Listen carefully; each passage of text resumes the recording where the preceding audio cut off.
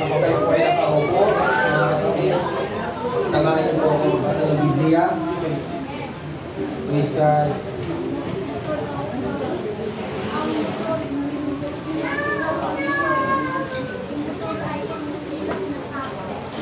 In the books, 1 Peter chapter 5,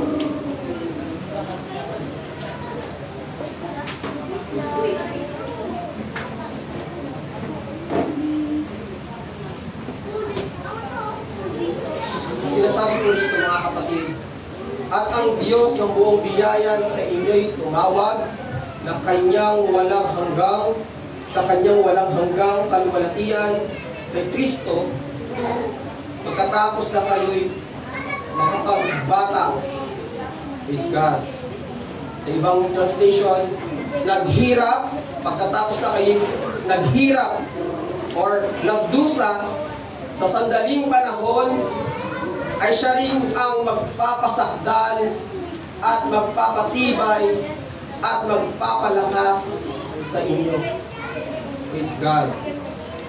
Nababasa po ba natin mga kapatid? Amen! Sa English, but the God of all grace, sama niyo po ako magbasa, but the God of all grace, who hath called us unto His eternal glory by Christ Jesus, after that He hath suffered a while, make you perfect, establish, strengthen, settle you.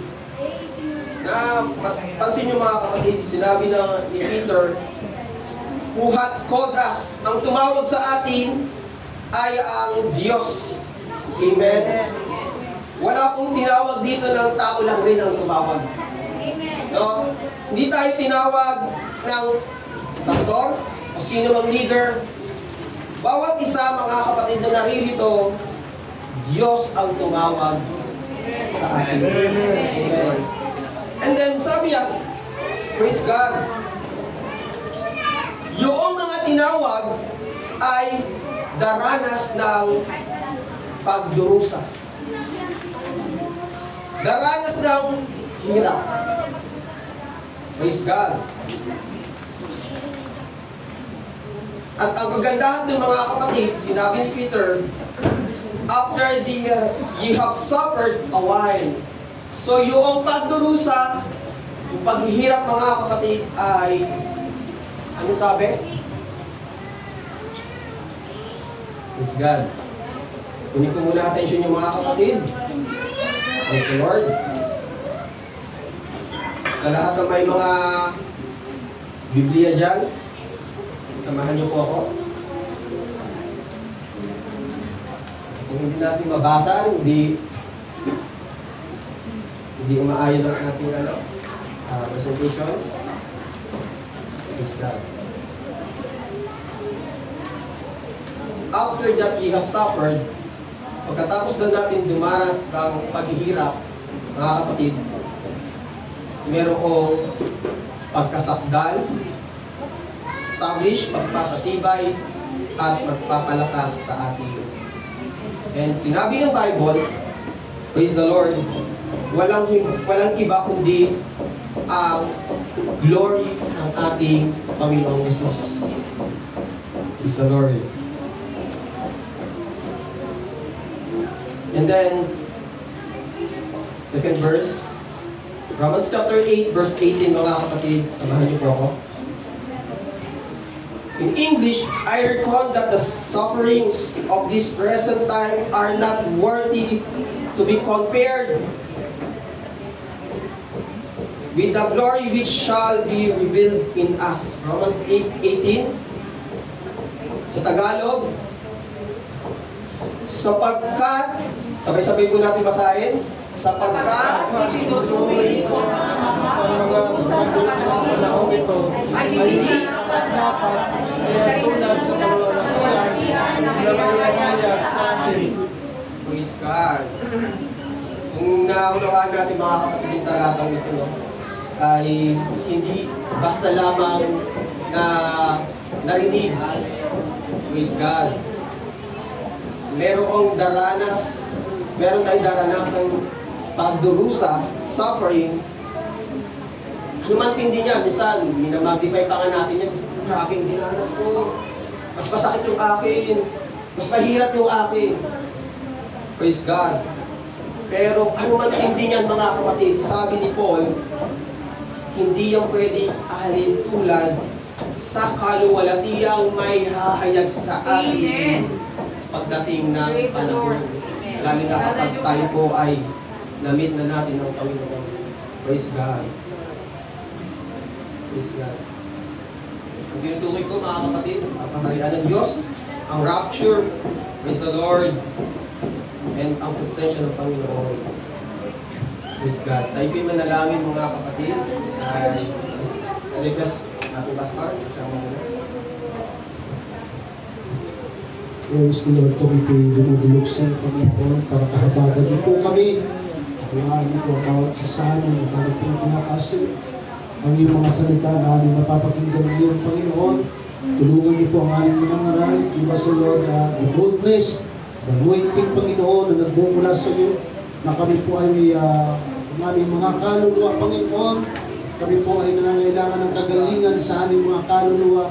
Kayo po ang nakakaalam o Diyos sa mga mensahe na nararapat sa bawat isa sa amin.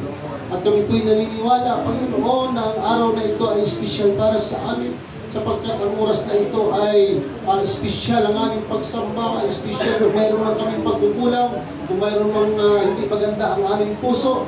Linisin niyo po kami, patawarin sa aming mga kasalanan, Panginoon, at tulungan niyo po kami na hindi kami ma-distract ng kaaway o ano pa man, Panginoon. Ibakuran mo po ng iyong kapangyarihan, ang iyong mga anghel, Panginoon, hallelujah, ng aming tagapagturo, Panginoon. Kayo po ang maluwalhati, kayo po ang madakila, O God. Bigyan niyo po ng minsay ang bawat isa sa amin na ikakalakas ng aming mga kaluluwa, Panginoon. We need spiritual healing, spiritual growth, spiritual wisdom, O God, na kayo po ang siyang maghari sa aming kalagitnaan. In Jesus' name we pray.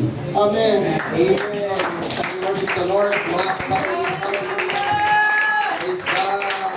Acknowledge the presence of the Lord.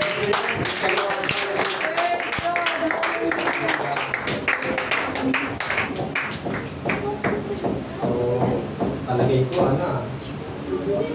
hindi pa tayo mag-uwi sa Panginoon. Maaari ba natin sanayin mga kapatid, once tayo po ay nag-worship sa Panginoon, kasabay ng mga palakpak, pagbukas na natin mga lapit. Amen. Kasi natin yung mga salitang nararapat sa Panginoon. Yes, amen. Kaya, sige, church. Praise the Lord.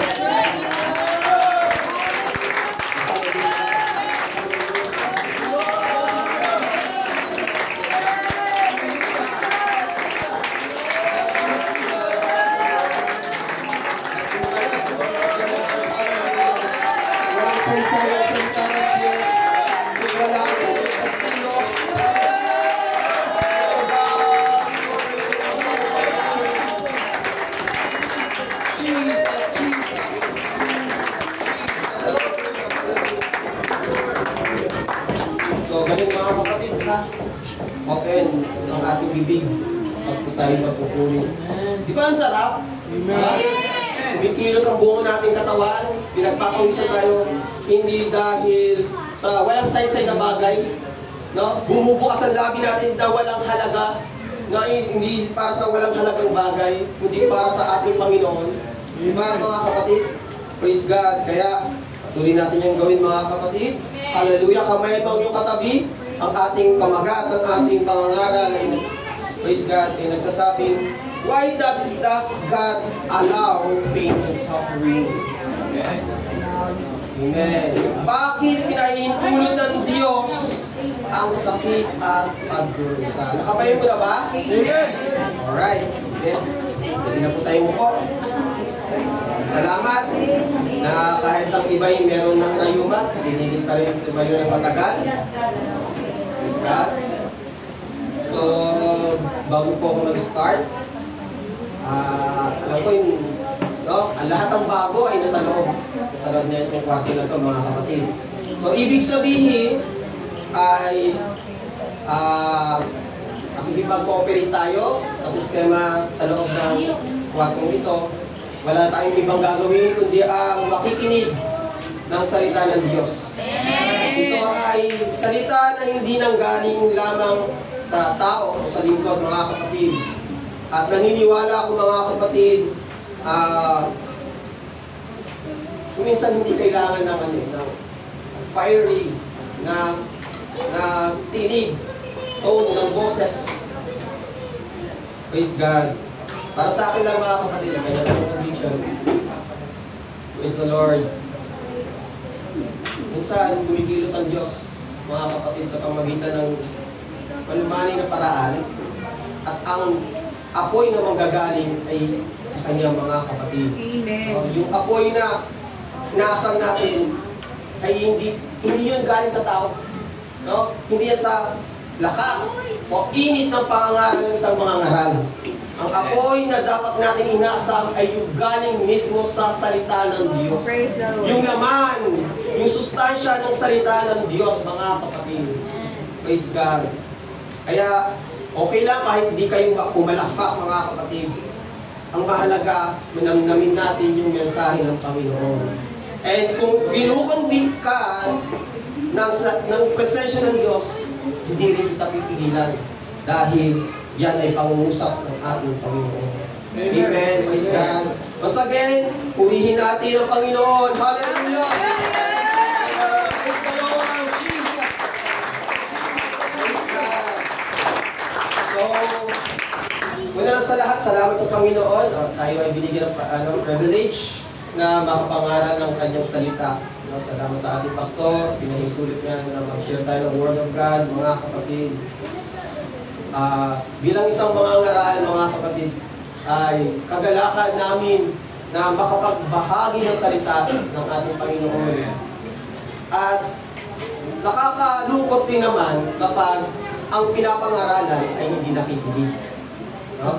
Pero kapag nakikinig, attentive, praise the Lord, kung kala mo ay ang pakiramdam namin ay sikat kami tao sa dito ng pulpito, nakakatuwa yung mga kapatid. At alam namin, mga kapatid, ginagawa natin yan hindi dahil sa nakatayo sa pulpitong ito, kundi para sa ating Panginoon. Amen. Sa naman nagmamature na Kristiyano, mga kapatid, ay yung kahit ang tagal na ng pangangaral, praise the Lord, kahit ang hirap na kunawain ng isang pangangaral, pero yung kanyang tingin, yung kanyang tenga ay nakapokus pa rin sa nangangaral, mga kapatid. Hallelujah. Ibig sabihin, nag-matured ka sa salita ng Panginoon o paglilingkod sa Panginoon. Kagalakan namin, mga kapatid, na mangaral ang salita ng Diyos. Praise God. Alam niyo kung bakit? Kasi, unang-una, yung conviction na meron kay Apostle Paul, ay yun rin ang aking nararamdaman. Si Apostle Paul, mga kapatid, alam niyo yung layunin niya? Sa Acts chapter 20 verse 24, sabi niya, "But none of these things move me, neither count in my life dear unto myself." Sabi niya, hindi ko minahal ang aking buhay na warin sa akin ay mahalaga. Maganap ko lamang ang aking katungkulan na may kagalakan. Praise God. Iba ang karanasan ng isang pastor, mga kapatid. Andiyan yung rejection, no? Ma-offend ka, praise God, babaliwalain ka. Pero si Paul, magawa niya lang yun, anuman ang feedback ng pinapangaralan niya, mga kapatid, andun yung kagalakan sa puso niya. At yan po ay isa sa nararamdaman ko kapag ako po ay nangangaral, mga kapatid, ng kanyang salita. Praise God. Si Apostle Paul, hindi niya inapin ang kanyang buhay parang sa kanyang sarili. Si Paul, mga kapatid, ibinigay niya na ang buhay niya para sa ministry. Praise God. So, di ba, nakakatuwa, may mga taong ginagamit ng Diyos para gampanan ang katungkulan na merong natawag sa kanila ng ating Panginoon. Kaya, sa paglilingkod sa Panginoon, mga kapatid, ay merong kagalakan. Amen. Lalo na sa pagsunod sa kanyang mga salita. Praise God. Hallelujah. So, praise the Lord. Alam niyo mga kapatid, kung tutusin, salita ng Panginoon ay hindi na ganun dapat kahaba. Yung iba mga kapatid ay maabot lang ng 50 minutes or 30 minutes. No? Praise the Lord. Dahil mula pa lang ng devotion na ang Diyos ay nangungusap na. Praise God. Devotion, Sunday school. Sino sa inyo nakakaabot ng Sunday school mga kapatid? Amen. Praise God. Nangusap na ang Diyos. Kanina pa nga gusto kong lumuhod, umiyak sa Panginoon mga kapatid. Dahil iba ang mensahe ng Diyos mula nung umpisa. Yung kabuuan ng gawain mga kapatid, ng paglilingkod sa Diyos, pag-araw ng linggo, kasama yung devotion drive. Kaya sikapin natin, huwag po tayong mali sa devotion mga kapatid. Amen po ba? Amen. Amen. Praise God. So, tayo po ay magsisimula mga kapatid. Why does God allow pain and suffering? Bakit pinahintulot ng Diyos ang sakit at pagdurusa? Sabi ng 1 Peter chapter 5 verse 10, ang Diyos na buong biyaya na sa inyo tumawag sa kanyang walang hanggang kaluwalhatian kay Kristo, pagkatapos na kayo'y makapagbatang, naghirap o nagdusa sa sandaling panahon, siya ay rin naman ay magpapasakdal, magpapatibay, at magpapalakas sa inyo.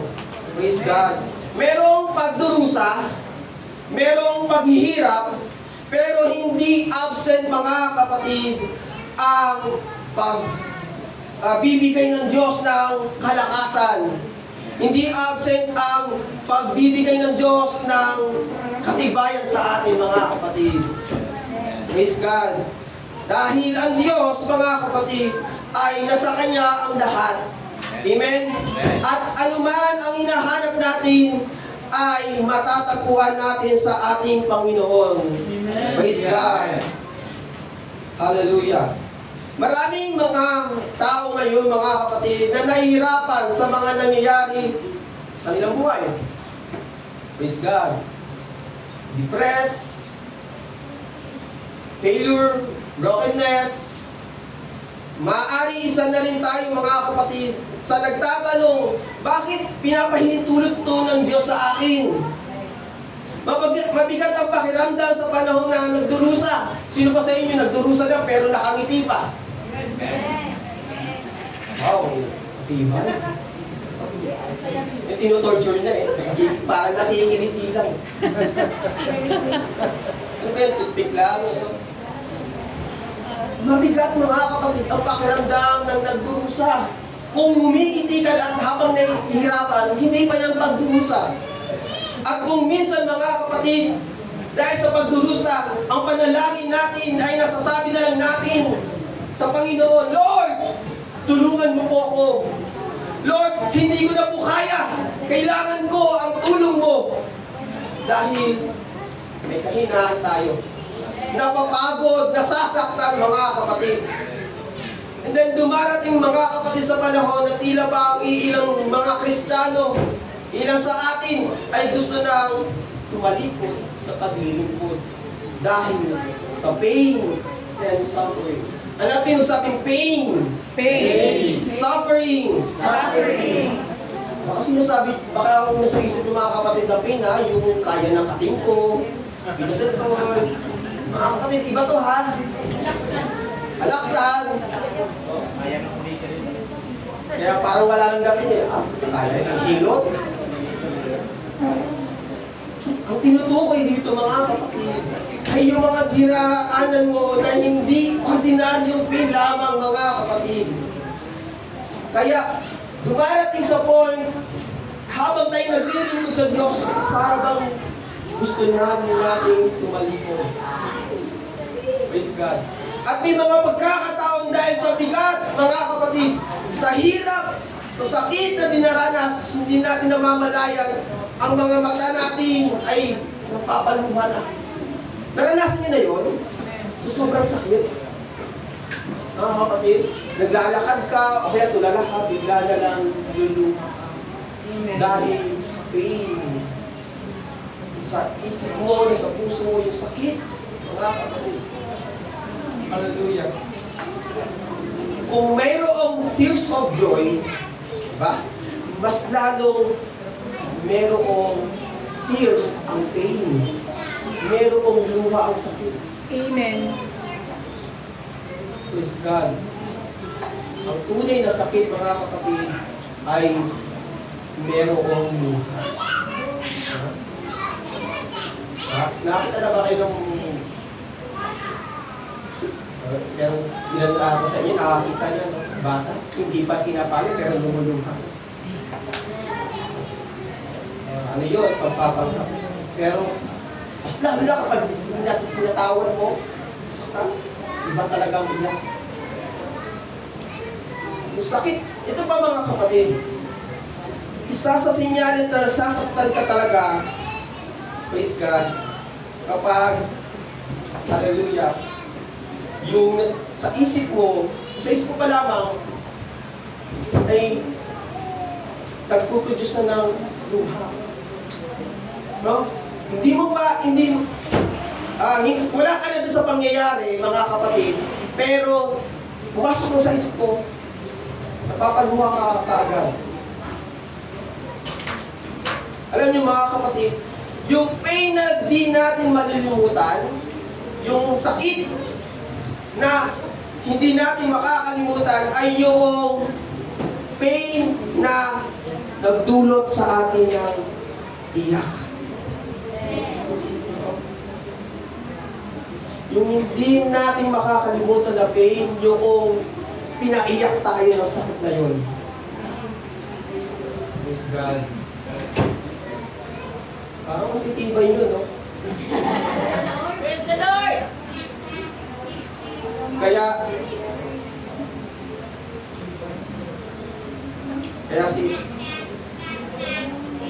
praise God. Kaya yung ex, hanggang ngayon, naalala pa rin. Guys,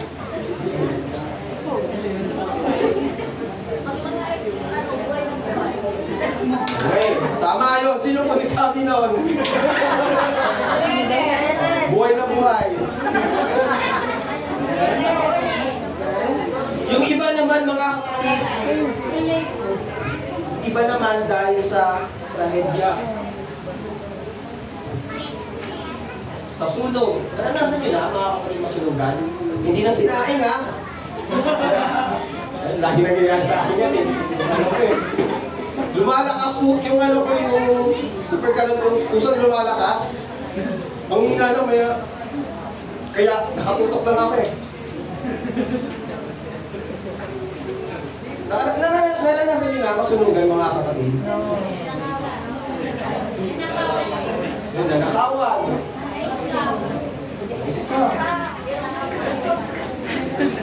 Yung iba mga kapatid, may bakas ng dahil sa bagyo. Yung bagyo, nagdulot ang sakit. Anong bagyo nang hindi nyo makakalimutan? Nagdulot sa inyo ng pain. Kondoy.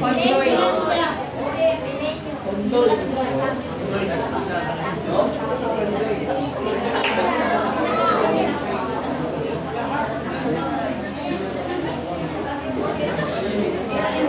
Kaya, praise God, yung iba tanggang-tangga pa yung pangalan ng bagyo. Hindi dahil sa pangalan, kundi dahil sa naidulot na sakit ng bagyo. Amen. At ang bawat isa sa atin mga kapatid ay mayroong kanya-kanyang kinakaharap na problema. At yung problema na yun ay mayroong pain. Tama po ba? May sakit yan. No? Kung ang sino mang walang problema dito, baka hindi ka tao. Sino walang problema? Taas ang kamay. Explain mo ang sarili mo kapag wala kang problema. Ang lahat na may problema isa, magsabing praise the Lord! Praise the Lord! Ay, praise God! Hallelujah! Totoong tao tayo mga kapatid. Amen. Kung kaya't lahat tayo ay may kanya-kanyang pain and suffering, di mo lang alam nung katabi mo, nagsasabi yan. Hindi lang nagsasabi.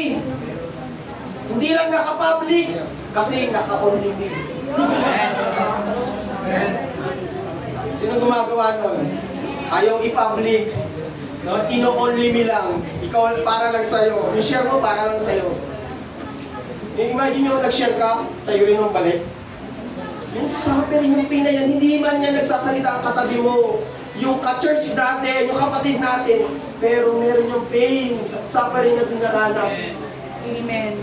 Sabi ng isang quote, when no one knows your silent battles, God understand even your silent tears. Yung luha mo na yan. Naunawaan ng Diyos kung gaano kasakit. Kahit ikay tahimik, alam ng Diyos yung pain na yan, yung luha mo.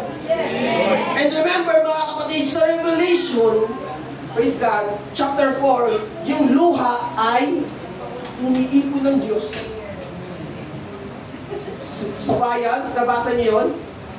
Yung mga luha ng mga mananampalataya ay nasa bayans. Iniipon ng Diyos.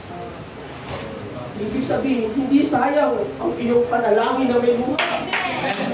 Hindi sayang yung pagtawag mo sa Diyos na may luha. Yung sakit na dinaranas mo. Ngunit yan mga kapatid. Kita ng Diyos yung silent battles mo. Alam ng Diyos yan. Kaya naman mga kapatid, hindi tayo nagkamali sa Diyos na ating pinaglilingkuran. Amen, praise God. Kaya nandito tayo, matitibay. Mukha pa nun. Mga liyo niya. Mga mananak mo. Tatakot ako. Bakit gusto ka nang tapusin mga kapatid? Pain and suffering, sakit at pagdurusa, kahit sino ay nakakaranas niyan. Kaya hindi porke Kristiyano tayo, exempted tayo sa pain. Praise God. Hindi porke may Diyos tayo, immune tayo sa pain and suffering. Right. At kahit tayo po ang pinaka-faithful sa church na ito, subject pa rin tayo sa pain.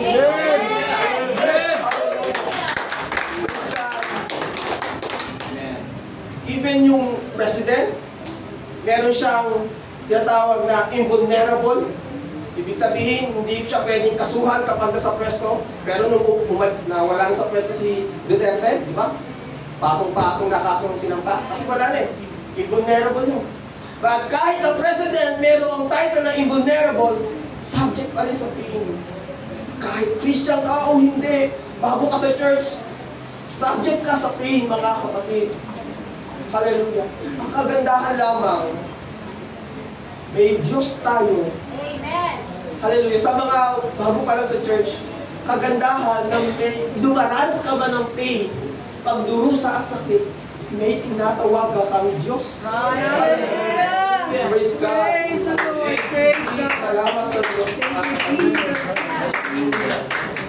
Naalala ko mga kapatid, one of the man of God in Old Testament na sabi, I glorify God dahil sa buhay ng taong to. Praise God. Ay, ano yun, guess nyo kung sino to. At dahil sa kanya, marami na ako narinig ng mga preachers, ministers, mga family ng pastor. Hallelujah. At naniniwala ako, bawat isa sa inyo, kilala niyo siya. Praise God. Na kung saan, hallelujah, kahit ordinaryong Christian, praise God, dahil sa kwento ng buhay niya, nanatiling, naglingkod, nagtiwala sa Diyos.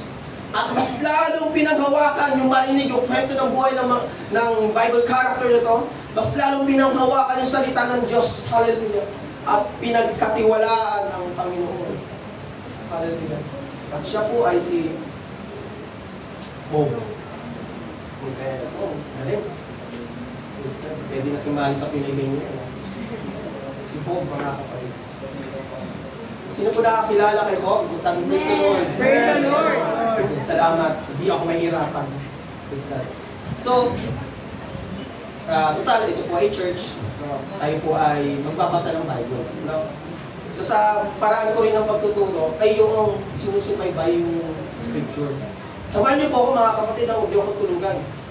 Okay lang humikap, huwag lang pumitin. Okay po ba? No? Mayroong Messiah Diyos. Amen?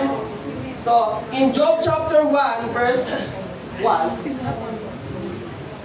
babasahin ko pa, may isang lalaki sa lupain ng Uz na ang pangalan ay Ito si Hope. Wala pong trabaho. Meron na trabaho. May job na eh.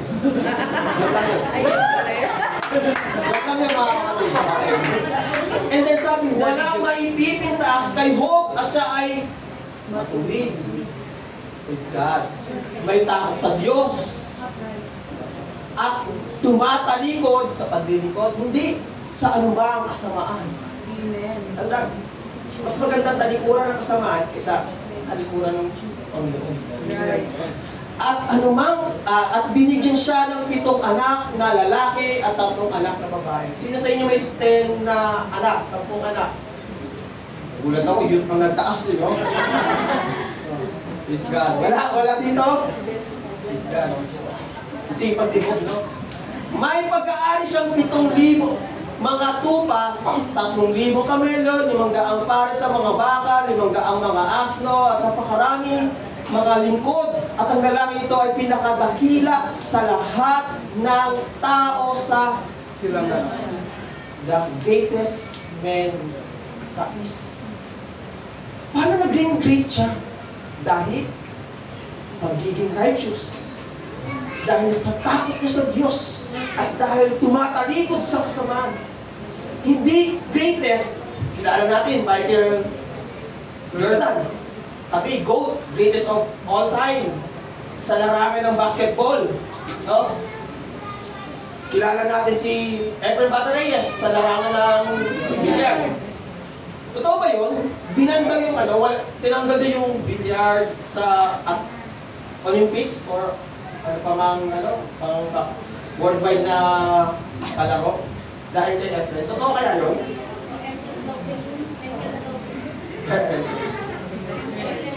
Magaling si Efren, Michael Jordan, kinikilalang greatest of all time sa kanilang kakayahan, sa kanilang talento, pero hindi sa mata ng Diyos. Dahil ang greatest of all men sa mata ng Diyos ay yung may takot sa Kanya. Yung sumusunod sa Kanya. Yung, hallelujah, tumatalikod sa kasalanan. Kaya, church, masama rin natin yung kilala tayo ng Diyos. Kaysa maging kilala ng isang libutan. Amen. At isang halimbawa si Bob. Sa bawat araw na may kanya-kanyang pagdiriwang ang mga anak na lalaki, nasusundan niyo po ba ako? Amen. Thank you po.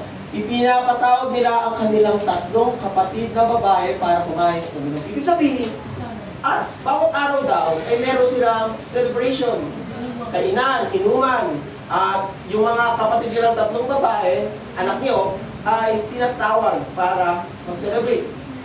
So, kasiyahan. And then next, pagkatapos ng mga araw ng pista, sila ay pinapatawag at muli silang itinatalaga ni Hope sa Diyos. Nagets niyo mga kapatid? After the celebration, katuwaan yun, inuman yun eh. Ang ginagawa ni Hope ay tinatawag sila at sabi, at muli silang itinatalaga ni Hope sa Diyos. Kasi, ito yung sabi, babangon siya ng maagang maaga at mag-aalis ng sinunog na handog para sa bawat kanyang mga anak. Dahil iniisip niya ni Hope bilang ama, marahil nagkasala ang aking mga anak at isinumpa ng Diyos sa kanilang puso at ito ay laging ginagawa ni Hope. Ramdaman niyo yung care ng ama bilang ama si Hope. Amen. No? Ang pinaka magandang character ng isang ama, yung ama na nagdadala ng kanyang anak sa harapan ng Diyos. Amen. Biro nyo, nag-aalay si Hope para lamang sa mga kasalanan ng anak niya. Praise God. Pinahalagaan ni Hope yung kaligtasan ng kanyang mga anak. Ganun si Hope. Hindi niya lang iniisip ang kanyang sarili. Okay na ako, matuwid na ako eh. Lagi na ako mati ng church service. Hallelujah. Nasa prayer meeting naman ako. Lagi ako nagbabasa ng Bible at bakala ng aking pamilya o aking kapatid o anak. Si Hope hindi ganun. Concern siya sa kanyang mga anak. And tuloy po tayo, isang araw nga, ang mga anak ng Diyos ay nagsiparoon. Angels, anak ng Diyos. na may magsiharap sa Panginoon na si Satanas. Ayoko banggitin yung pangalan eh. Ito, yung kalaban, yung kaaway na lang. Ay naparoon din naman na kasama nila. Amen. At sinabi ng Panginoon sa kaaway, saan ka nang galing? Tanong ng Panginoon, na magkagayon sumagot si Satanas sa Panginoon. At nagsabi, paroon pa rito po, Panginoon, sa lupa at magmamanhid panahon. Dahil sabi ng Sunday School kanina, sa faithful. Grabing pananampalataya ng Diablo. Biruin mo tinapon na ng Diyos, pero pabalik-balik pa siya sa harapan ng Panginoon. At yung Diablo, honest yun mga kapatid. Kaya isa sa dahilan kung bakit kinukonfess tayo, no? Sabi ng James, mga kapatid, na ikaw ay sumampalataya na ang Diyos ay isa. Ang Diablo man ay nananampalataya. Alam ng Diablo na ang Diyos ay isa.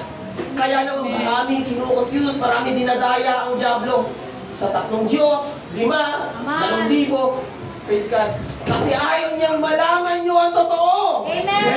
Ayaw ng Diablo malaman niyo ang katotohanan. Dinadaya.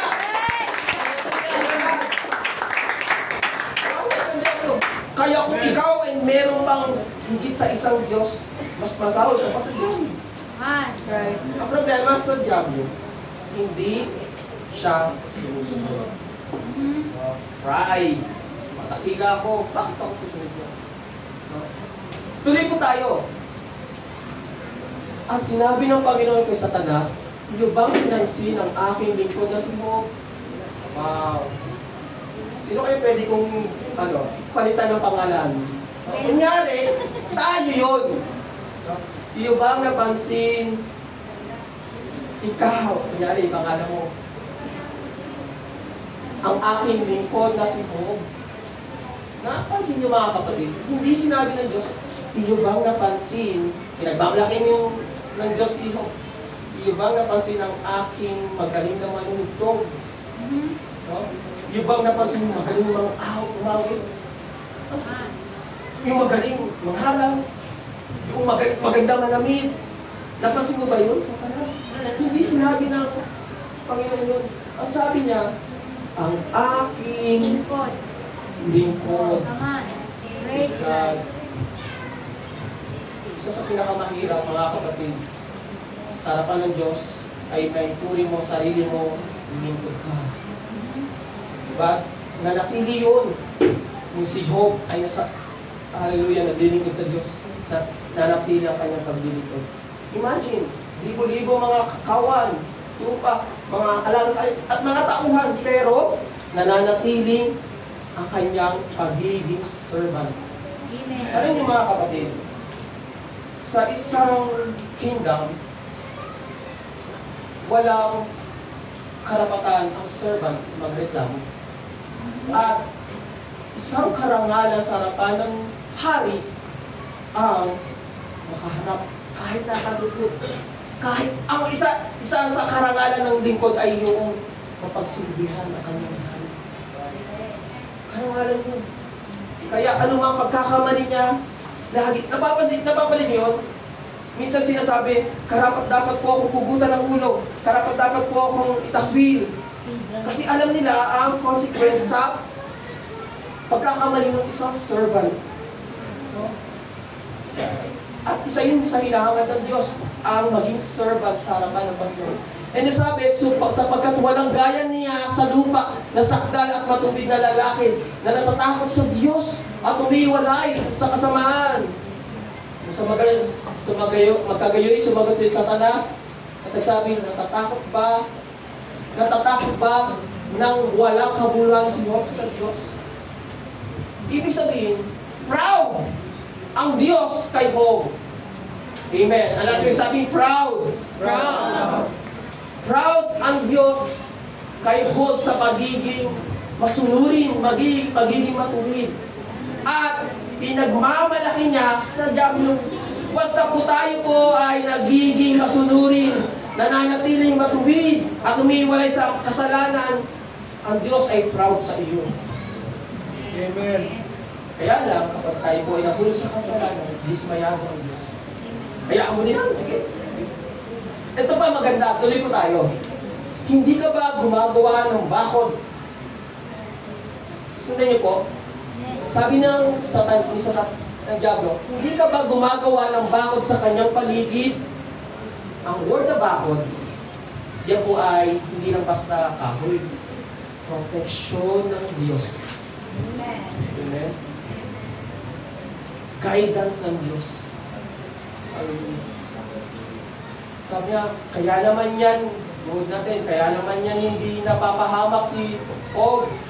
Lagi tayo tayo kasi may protection mo, pinaparami mo ang kanyang kayamanan, pinagpapala mo. Sabi niya, hallelujah, alisin mo yan, yung bakod na yan, yung pagpapala na yan, at makikita mong itatanggi ka niya sa iyong harapan. Praise God. Pag wala daw ang blessing, ipagkakaroon niya ang Panginoon. And then, sumunod. At sinabi ng Panginoon kay Satanas, narito, lahat ng tinatangkilik ay nasa iyong harapan, kapangyarihan, siya lamang ang huwag mong pagbuhatan ng kamay, sa gayoy, lumabas ang Diablo, na mula sa harapan ng Panginoon. Ano nangyari? Nawala ang bakod, ang proteksyon ng Diyos, nawala ang pag-aari, mga tauhan, nawala ang anak, kaibigan, kahit ang asawa, at nagkaroon ng matinding karamdaman. Karoon ng bukol, mga kapatid.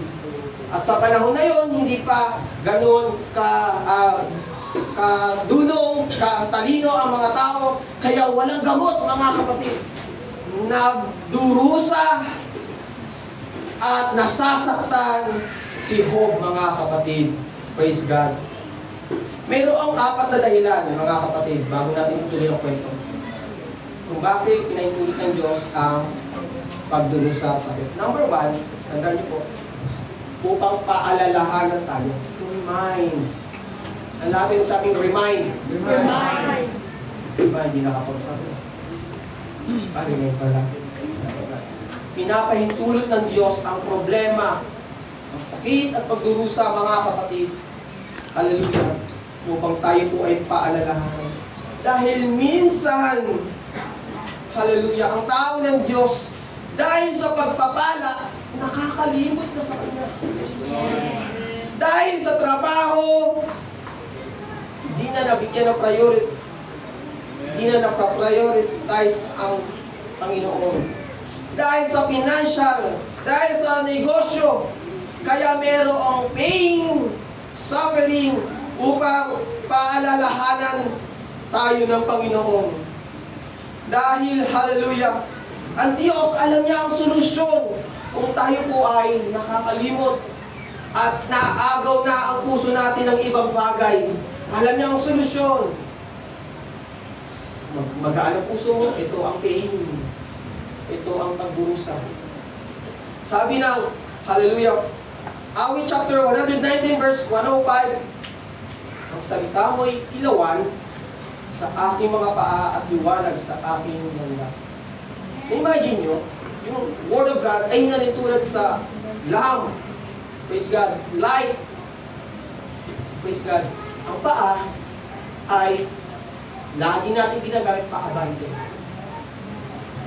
At mahirap kung abante, mga kapatid, lalo na sa Bible times na wala kang dalang ilawan sa oras ng gabi. Ang Diyos, hinihiwatig niya na ang salita, ang Word of God, yung pakikinig ng pangangaral, yung Sunday school, yung mga pangangaral sa devotion. Hallelujah! Ang pagbabasa ng Bible, ilawan yan upang hindi ka matapilo, upang hindi ka magasgasan, hindi ka mapahamak. Amen. Ang salita ng Diyos, ang solusyon, mga kapatid.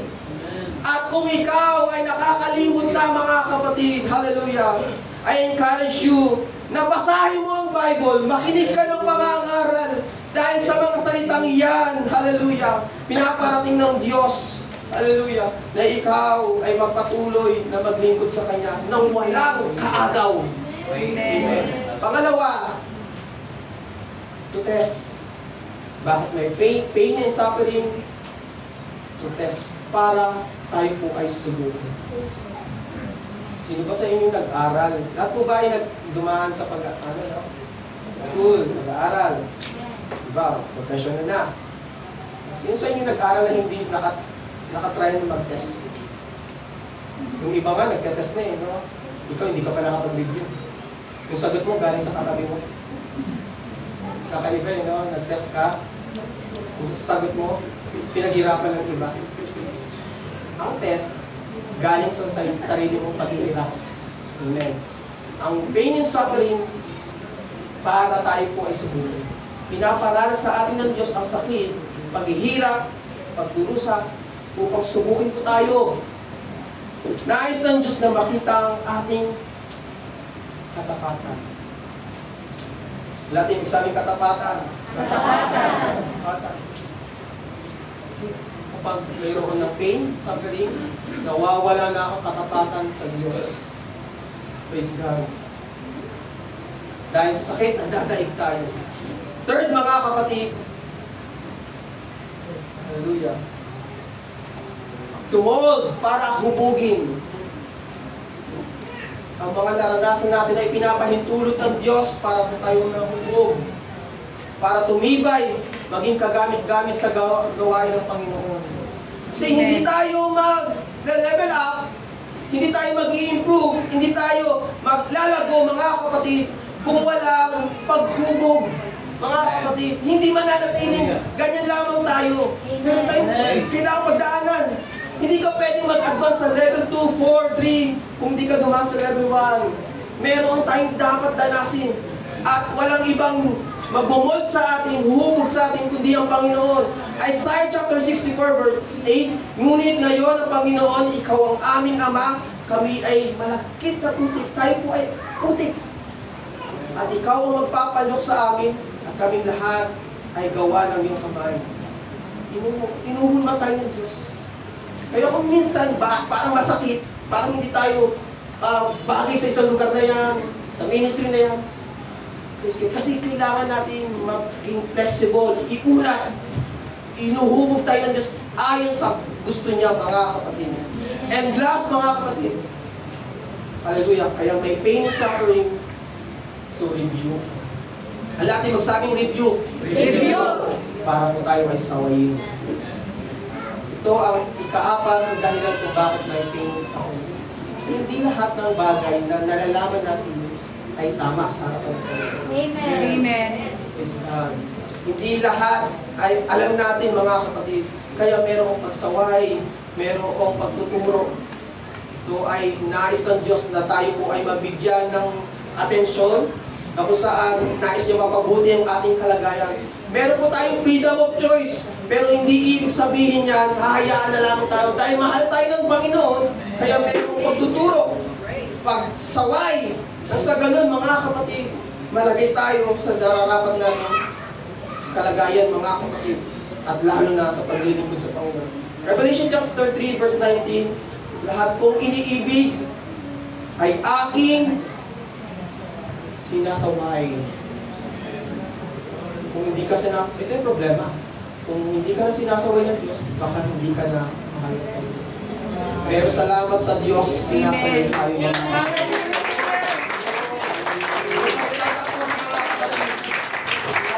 Hallelujah sa pagtatapos. Na magkagayoy bumangon si Job. Job chapter 1 verse 20 to 22. Man, grabe ang pain, suffering ni Job, mga kapatid. Hindi. Kaya niyo ba yun? Walang pamilya, pag-aari, business, tauhan, asawa, wala. Chapter 1 verse 20 to 22. Hallelujah. Habang tayo po ay nakatayo, basahin ko natin talata. Okay, kung i-arrange niyo yung upuan, okay, bago tayo tumakos sa panalangin.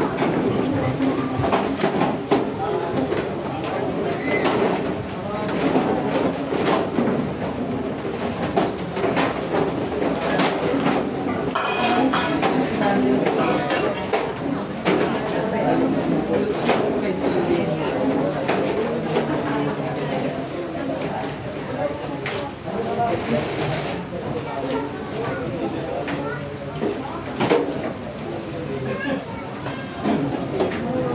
ko po ang inyong attention, mga kapatid. Ang inyong mga paningin, ang inyong paninig, ang inyong pag-unawa, kahit ang aking puso, mga kapatid, praise God, hiningin ko po, mga kapatid. After ng ating mabasang talatang ito, malayo po tayong manalangin. Pag-focus tayo sa harapan ng Panginoon. So, hilingin ko lang po na sa time na ito, na habang papasahin natin ang talata, ikaw at ang Panginoon na lamang. No? Yung part ko, ginawa ko po na iparating yung mensahe ng Diyos. Ngayon, may mga bahagi rin po kayo sa service na ito. Mamaya, ang bahagi nyo, ikaw at ang Diyos mag-uusap sa pamamagitan ng panalangin. No? Kaya iwasan nyo po na makipagkalamitan, kwentuhan. Mamaya may tayo dyan. Ngayon, sa oras na ito, after ng ating pagbabasa ng talata, time mo, ikaw at ang Diyos mag-mimit. Amen. Okay. Job 1:20-22. Nang magkagayoy, bumangon si Job sa kabila ng pain and suffering. Hinapak ang kanyang balabal, pinunit, at pinahita ng kanyang ulo. Ibig sabihin, para sinorender niya yung image niya at yung suot niya. Wala tong kwenta. Walang kwenta ang aking ganda ng buhok. Style niya, wala yan. Sabi niya. At ang ginawa niya, nagpatira pa sa lupa, tulad ng ginawa ng pastor, at sumamba. Imagine nyo, na wala ng pamilya, pag-aari, kayamanan, asawa, sakit, nagkasakit po siya. Pero ang kanyang response sa harapan ng Panginoon, baba and nag-worship sa Diyos. At sinabi niya, hubad akong lumabas sa bahay bata. Pinanganak ako na walang suot, walang pag-aari. At hubad rin akong babalik. At sabi niya, ang Panginoon ang nagbigay. At ang Panginoon ang nag-aalis. At iba sa salita na hindi ko makakalimutan, nagbigay ng kalakasan sa akin, itong sinabi niya, purihin ang pangalan. Even the times of trials, the times of trouble, purihin ko ang Diyos. Sasambahin ko ang Panginoon. Hallelujah! Wala akong pag-aari. Wala akong may pagmamalaki sa Diyos. Even ang pinaka-the best na version ng aking sarili ay hindi karapat-dapat sa harapan ng Diyos. Kaya naman, deserve ng Diyos ang purihin